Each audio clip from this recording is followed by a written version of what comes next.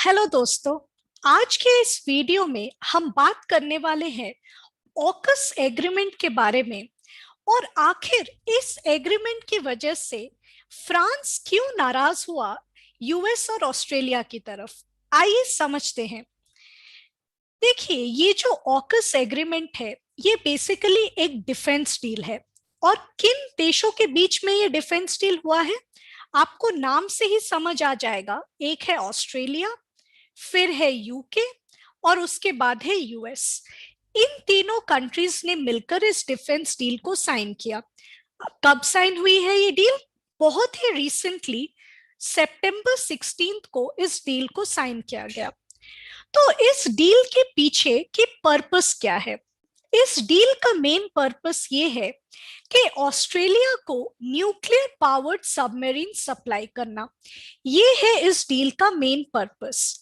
अभी इस एग्रीमेंट की वजह से क्या हुआ है कि ऑस्ट्रेलिया का एक प्रायर या इसके पहले एक सबमरीन कॉन्ट्रैक्ट था जो ऑस्ट्रेलिया ने फ्रांस के साथ साइन किया था।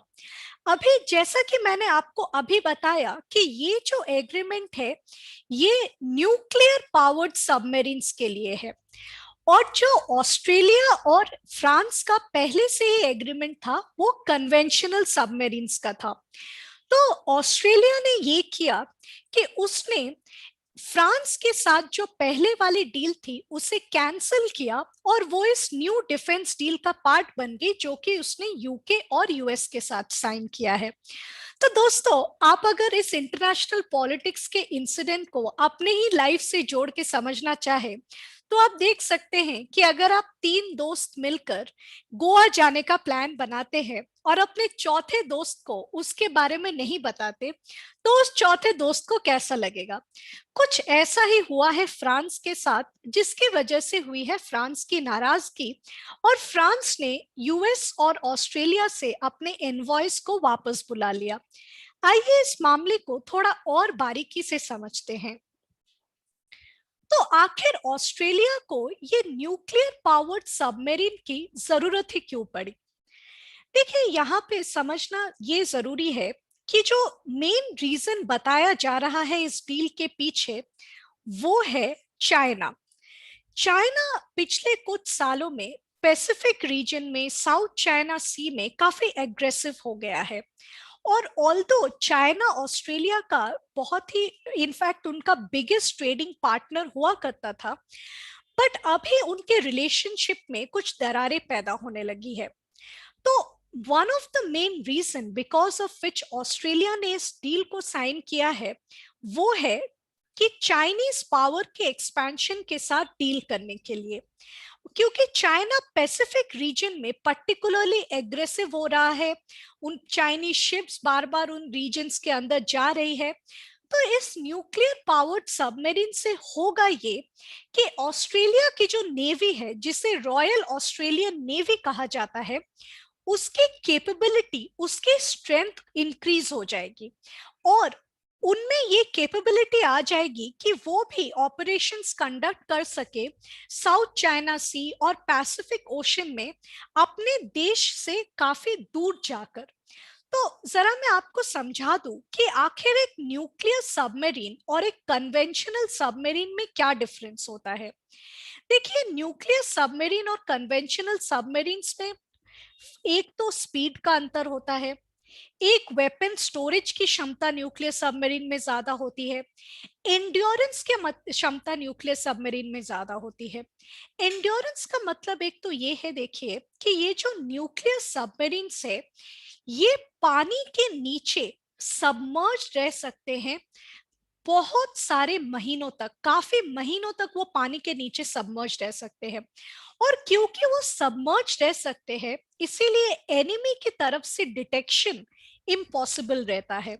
जो कन्वेंशनल सबमरीन होती है उन्हें उनके बैटरीज को चार्ज होने के लिए उन्हें काफी बार ऊपर सरफेस के ऊपर आना पड़ता है, लेकिन न्यूक्लियर सबमरीन्स के साथ ऐसा नहीं है। इसकी वजह से उनको डिटेक्ट करना बहुत मुश्किल हो जाता है। सी देखिए, न्यूक्लियर पावर्ड क्योंकि न्यूक्लियर सबमरीन्स एक न्यूक्लियर पावर्ड इंजन के थ्रू प्रोपेल होती है, ना कि बैटरीज के थ्रू, जो कि एक कन्वेंशनल सबमरीन में यूज होती है। इसीलिए एक न्यूक्लियर पावर्ड सबमरीन को सरफेस में आने की जरूरत ही नहीं पड़ती। और कुछ रिपोर्ट्स में तो दोस्तों ऐसा भी लिखा गया है कि जो न्यूक्लियर पावर्ड सबमरीन्स है उनमें इतना फ्यूल होता है कि वो कई सालों तक पानी के नीचे रह सकते हैं। उन्हें पोर्ट में आने की जरूरत सिर्फ तभी पड़ती है जब उनकी मेंटेनेंस या सप्लाईज को रिप्लेनिश करनी हो। तो आप समझ सकते हैं कि किसी भी देश को न्यूक्लियर पावर्ड सबमरीन उनके आर्म फोर्स को कितना ज्यादा केपेबल बना देती है। तो ये एक वजह है जिसके लिए ऑस्ट्रेलिया ने फ्रांस के साथ जो कन्वेंशनल सबमरीन्स का डील था उसे खत्म करके यूएस और यूके के साथ इस न्यूक्लियर सबमरीन्स के डील में एंटर किया। अब आखिर फ्रांस इस यूएस यूके वाले डील के जो ऑस्ट्रेलिया ने किया है और फ्रांस के साथ जिस डील को कैंसिल किया है, इसकी वजह से फ्रांस की नाराजगी तो थोड़ी जायज भी होती है। जैसे आप इस पिक्चर में देख सकते हैं, फ्रांस के अथॉरिटीज ने ऐसे स्टेटमेंट्स जारी किए हैं कि वो इस डील को एज बैक स्टैबिंग देखते हैं। और इसका एक इकोनॉमिक और फाइनेंस एंगल भी है। देखिए, फ्रांस और ऑस्ट्रेलिया का जो ये डील था, इसका वैल्यू कुछ था 66 बिलियन यूएसडी। इसे कॉन्ट्रैक्ट ऑफ द सेंचुरी कहा गया था। और ये फ्रेंच नेवल इंडस्ट्री और फ्रेंच प्रेजेंस के लिए बहुत ज्यादा इंपॉर्टेंट था। इनफैक्ट फ्रांस तो इसे देख रहा था कि फ्रांस ऑस्ट्रेलिया के साथ मिलकर एक स्ट्रेटेजिक पार्टनरशिप क्रिएट कर रहा है इस इंडो पैसिफिक रीजन में। तो जायज सी बात है कि जब इस डील को कैंसिल किया गया तो फ्रांस को ऐसा महसूस हुआ कि ये तीन कंट्रीज मिलकर उसके साथ धोखा कर रही है। और ऑफ कोर्स वहां के नेवल इंडस्ट्री को भी, क्योंकि इसमें इतना बड़ा फाइनेंशियल कंपोनेंट इन्वॉल्व था, तो उस पर भी इम्पैक्ट पड़ा है। तो दोस्तों, आप जानते हैं कि हमारे सिलेबस में एक चीज बहुत क्लियरली मेंशन्ड है कि हमें सारे डेवलप्ड या डेवलपिंग कंट्रीज में जो भी इन्वॉल्वमेंट्स या जो भी डेवलपमेंट्स होती है, उन उस चीज को इंडिया के नजरिए से भी समझना पड़ता है। तो आइए समझते हैं कि ये जो डील हुई है, ये जो ऑकस डील है, इसके लिए इंडिया के पास क्या लेसन्स है। एक तो देखिए, इंडिया के फिलहाल बहुत अच्छे संबंध है चारों देशों के साथ। ऑन वन हैंड फ्रांस के साथ भी हमारे अच्छे संबंध है, और एक दूसरी तरफ हमारा यूएस, यूके और ऑस्ट्रेलिया के साथ भी अच्छा रिलेशनशिप है। तो एक तो इंडिया के लिए पोजीशन अभी ये है कि जब आप अपने दो दोस्तों की लड़ाई के बीच में फंस जाते हैं, तो ये तो एक बात हुई। लेकिन और भी कुछ स्ट्रेटेजिक इम्प्लीकेशंस है इसके। जैसे दोस्तों, ये जो अनाउंसमेंट है इस डील का, ये कुछ ही दिन पहले आया है जब एक इन पर्सन क्वाड समिट होने वाला है। आपने ऑलरेडी पढ़ा होगा कि एक वर्चुअल क्वाड समिट इस साल ऑलरेडी हो चुका है, और अगले कुछ ही दिनों में एक इन पर्सन क्वाड समिट होने वाला है। क्वाड लीडर्स इन पर्सन मिलने वाले हैं। तो क्वाड को जो जब कंट्रीज इतना महत्व दे रही थी, जब यूएस ऑस्ट्रेलिया दोनों मिलकर इतना महत्व दे रहे थे, तो क्वाड समिट के पहले एक ऐसे डील को अनाउंस करना, थोड़ा सा इंटरनेशनल पॉलिटिक्स में इसे सस्पिशन से देखा जा रहा है, इन द सेंस कि क्या इसका मतलब ये है कि क्वाड का रेलेवेंस कम होने वाला है। एक तो ये बात हो गई। दूसरी बात यह है कि देखिए, क्वाड के दो कंट्रीज ऑस्ट्रेलिया और यूएस तो ऑलरेडी इस डील में है, लेकिन ये एक्सक्लूड कर रहा है इंडिया को भी और जापान को भी। तो इसे एक एक्सक्लूशनरी ब्लॉक भी कहा जा रहा है।